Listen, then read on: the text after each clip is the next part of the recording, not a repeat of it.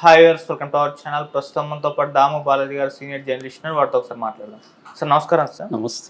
Sir జేసీ ప్రభాకర్ రెడ్డి పైన case నమోదైంది అని వార్తలు వస్తున్నాయి సార్. ఈవెన్ బీజేపీ నేత యాక్టర్ మాధవీలత కంప్లైంట్ చేసిందని కూడా చెప్తున్నారు. మరి ఏం జరిగింది అంటే, అంతకుముందు వీళ్ళిద్దరి మధ్య ఇష్యూ జరిగింది, దానికి సంబంధించిన కేసేనా, మరి ఇప్పుడు ఏం జరిగే అవకాశం ఉంది సార్? ఇది కొత్తదేం కాదు. యాక్చువల్గా డిసెంబర్ 31న అక్కడ జేసీ ప్రభాకర్ రెడ్డి తాడిపత్రిలో ఆల్ ఉమెన్ గ్యాదరింగ్ ఒకటి ఏర్పాటు చేశారు. అంటే సెలబ్రేషన్ కోసం ఆయన తాడిపత్రిలో ఉండే 30,000 50,000 మంది స్త్రీలని అక్కడ పిలిచి వాళ్ళకి సెలబ్రేషన్ మగవాళ్ళతో మిక్స్ కాకుండా ఓన్లీ ఉమెన్తో చేశాడు. నిజానికి దాంట్లో ఏమన్నా సెక్యూరిటీ ఇష్యూస్ ఇంకేమన్నా ఉంటే మాట్లాడచ్చు, కానీ దాన్ని కల్చర్ యాంగిల్లో నుంచి ఈ బీజేపీకి సంబంధించిన మాధవీలత కావచ్చు, లేకపోతే యామిని శర్మ, వీళ్ళిద్దరూ కూడా దాన్ని కల్చరల్ పాయింట్ ఆఫ్ వ్యూ నుంచి, మోరల్ పాయింట్ ఆఫ్ వ్యూ నుంచి వ్యతిరేకించారు.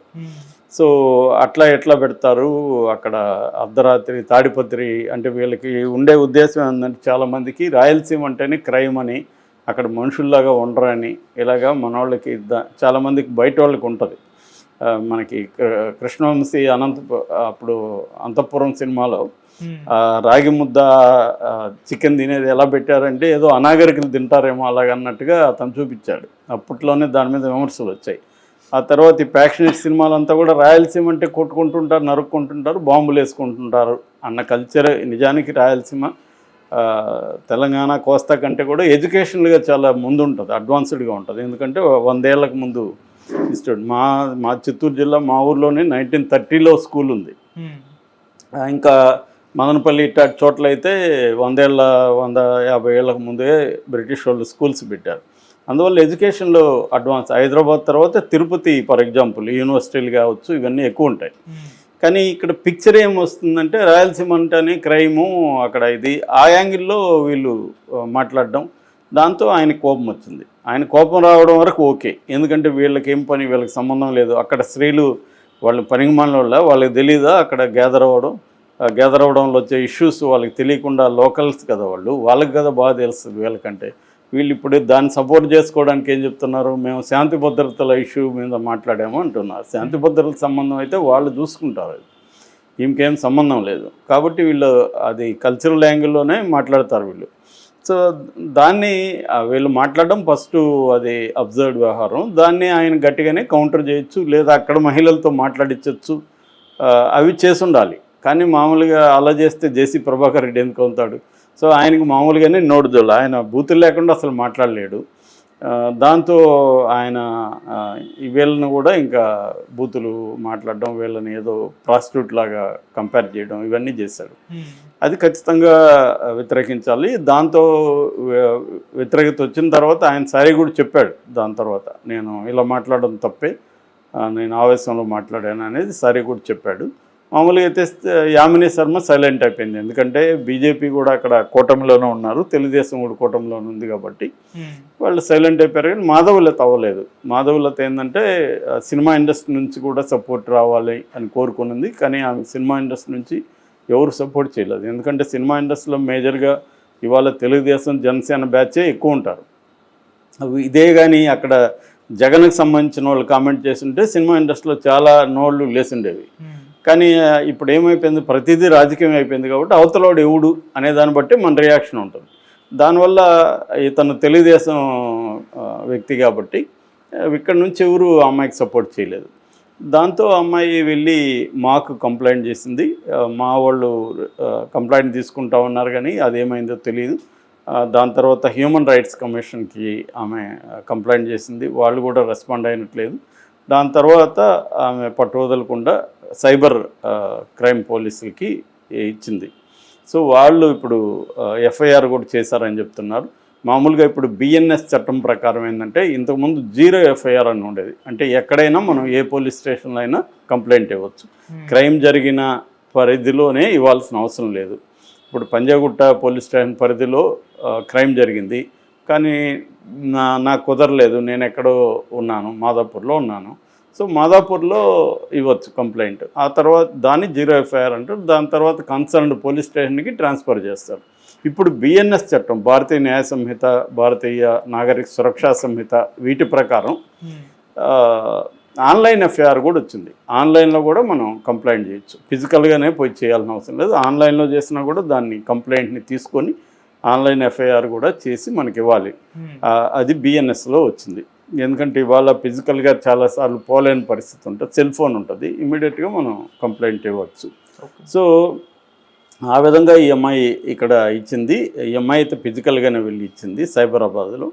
సో వాళ్ళు కూడా ఎఫ్ఐఆర్ చేశారు. కాకపోతే ఏంటంటే ఇట్లాంటి ఎఫ్ఐఆర్లు ఆయన మీద చాలా ఉంటాయి ఈ పాటికే. ఆయన ఆల్రెడీ జైలుకి వెళ్ళి వచ్చాడు.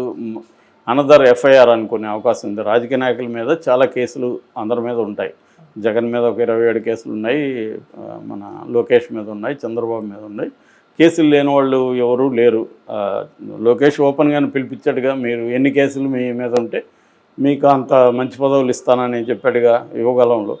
సో కేసులు ఉండడం రాజకీయ నాయకులకి మరింత బలం పెరుగుతుంది, అర్హత అనమాట. ఈయన మీద 50 కేసులు ఉన్నాయంటే is a very great leader.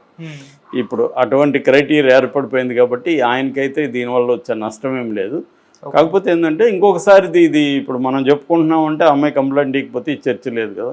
అంటే ఓవరాల్గా ఆయన లేడీస్ని సమావేశపరి చేసిన దాంట్లో తప్పు లేదు. అదే జెంట్స్ని చేస్తుంటే వీళ్ళు విమర్శించే వాళ్ళ లేదు. సో ఒక విమెన్గా ఉండి మాధవిలత అలా మాట్లాడడం ఫస్ట్ ఆఫ్ ఆల్ రాంగు. ఆమె ఎంకరేజ్ చేయాలి. వాళ్ళు ఇప్పుడు ఇక్కడే హైదరాబాద్లోనే వీక్లీ 1-2 సార్లు బార్లలో కూడా ఆల్ ఉమెన్ పెడుతున్నారు. బెంగళూరులో లాంగ్ బ్యాక్ 20 ఏళ్ళకు ముందే పెట్టారు. అంటే ఒకరోజు విమెన్ కోసం అన్నట్టుగా. ఎందుకు మగవాళ్ళే ఫన్ చేయాలి, విమెన్ ఎందుకు చేయకూడదు అన్న కాన్సెప్ట్. అది దాంట్లో తప్పేం లేదు. దానివల్ల వచ్చే సైడ్ ఎఫెక్ట్లు ఏమైనా ఉంటే, ఇష్యూస్ ఏమైనా ఉంటే మాట్లాడచ్చు తప్ప అసలు ఉమెన్ సపరేట్గా ఒక దగ్గర చేరి ఎంజాయ్ చేయడం రాంగు అనే కాన్సెప్టు మోరల్ పాయింట్ ఆఫ్ నుంచి కల్చరల్ పాయింట్ మాట్లాడడం అనేది పేట్రియార్కల్ అంశము. బీజేపీలో చాలా సంఘాలు కానీ బీజేపీకి సంబంధించి కానీ ఇది ఎప్పటి నుంచో కొంత ఉన్నాయి. నిజానికి మోడీ మహిళల సంబంధించి అనేక పథకాలు పెట్టాడు, ప్రోత్సహిస్తుంటాడు. కానీ వీళ్ళ సంఘాల్లో ఉండేవాళ్ళు చేస్తుంటారు. మనం నిన్న కూడా చూసాము, February 14 సంబంధించి కూడా చాలా సంఘాలు వ్యతిరేకిస్తాయి లవ్ని ఇదంతా.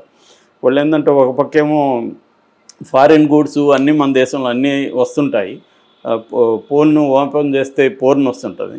ఇంకొక పక్కేమో వీళ్ళు ఇండియన్ కల్చరు ఇది ఫారిన్ కల్చర్ అని మాట్లాడుతుంటారు. అది చాలా కామెడీ వ్యవహారం. సో ఈ అమ్మాయి కూడా అట్లాంటి కామెడీలు చేస్తుంటుంది.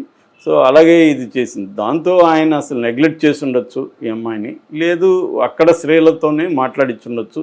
ఇది మా స్వయం వ్యవహారం, మేము అందరూ, ఆయనేం బలవంతంగా వాళ్ళని లాక్కరాలేదు కదా. ఒక ఏర్పాటు చేస్తున్నానని చెప్పాడు, వాళ్ళు వచ్చారు, వాళ్ళు పార్టీ చేసుకున్నారు, ఎంజాయ్ చేశారు, పోయారు. మామూలుగా 31st రకరకాలుగా పార్టీలు చేసుకుంటారు, వీళ్ళు విమెన్ అంతా ఒక దగ్గర వచ్చారు. సో దాంట్లో ఏం లేదు.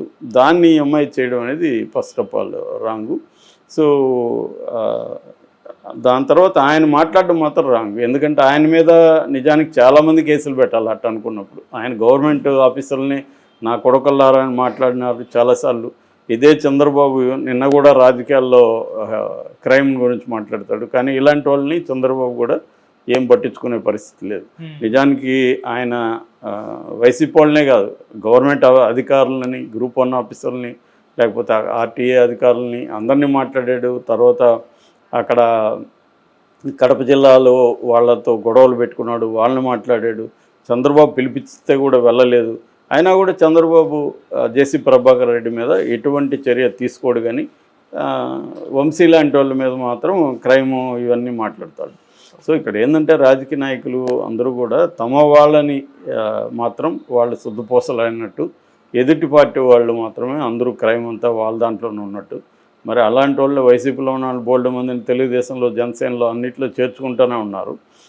ఇదే వంశీ మొన్నటి వరకు 2019లో కూడా తెలుగుదేశం నుంచే కదా గెలిచాడు. సో అప్పుడు మరి మీ పార్టీలోనే ఉన్నాడుగా, ఎలా పెట్టుకున్నారు? సో అదే ఆపోజిట్గా ఉన్నాడు, ఇటు వస్తారు, ఇటు వచ్చిన వాళ్ళు అటు పోతారు. ఇదే జరుగుతుంది కదా. సో అందువల్ల ఏంటంటే జేసీ దివాకర్ రెడ్డి, ప్రభాకర్ రెడ్డి, వీళ్ళు ముఖ్యంగా ప్రభాకర్ రెడ్డి భాష జేసీ దివాకర్ రెడ్డి పైన అయిపోయింది ఆల్మోస్ట్. ఆయన ఏజ్ అయిపోయింది, హెల్త్ కూడా బాగున్నట్లేదు.